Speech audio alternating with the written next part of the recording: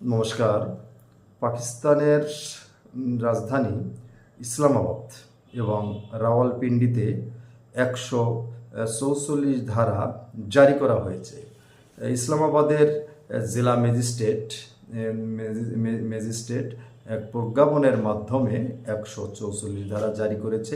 একই দিনে রাওয়ালপিন্ডির deputy commissioner ১৪৪ ধারা জারি করেছে, এই মর্মে একটা প্রজ্ঞাপন জারি করেছে। আপনারা এই প্রজ্ঞাপনের মেয়াদ অর্থাৎ ১৪৪ ধারা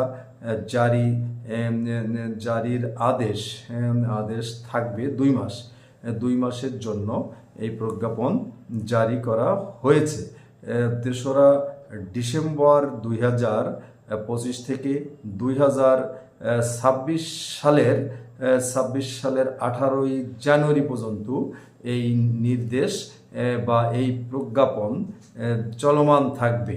অর্থাৎ ১৪৪ ধারা যে প্রজ্ঞাপন করা হয়েছে সেই নির্দেশনা ২ মাসের জন্য কার্যকর থাকবে।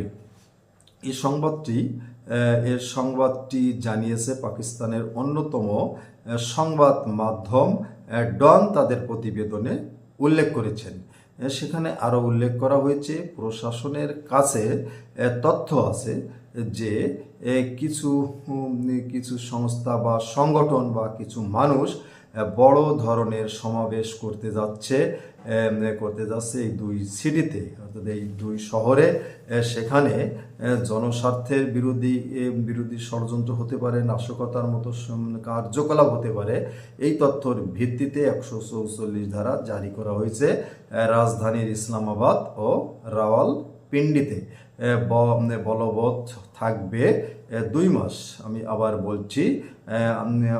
বলছি ৩রা ডিসেম্বর ২০২৫ থেকে ১৮ই জানুয়ারি ২০২৬ পর্যন্ত। আপনারা জানেন পাকিস্তানের বর্তমান অর্থনৈতিক অবস্থা ভালো না, তারপরেও তারা সামরিক খাতে প্রচুর টাকা বা অর্থ বরাদ্দ করে বা ব্যয় করে। এরপরে আফগানিস্তানের সাথে তাদের যুদ্ধ ছোটোখাটো সবসময় চলছে, ভারতের সঙ্গেও জম্মু কাশ্মীর বিষয় নিয়ে চলছে। সব কিছু মিলে পাকিস্তানে সাবেক প্রধানমন্ত্রী ইমরান খান ভিতরে রয়েছে। কয়েকদিন আমরা লেখালেখি দেখছি, ইমরান খানের ছেলে বলছে তার বাবা কি মৃত না জীবিত খোঁজ পাওয়া যাচ্ছে না, তাদের সাথে দেখা করতে দেওয়া হচ্ছে না। সব কিছু মিলে পাকিস্তানের এই সমস্যা কিন্তু দীর্ঘদিন যাবৎ কাটছে না। এ বিষয়ে আপনারা আপনাদের মতামত কমেন্ট বক্সে উল্লেখ করবেন। সবাই ভালো থাকবেন। নমস্কার।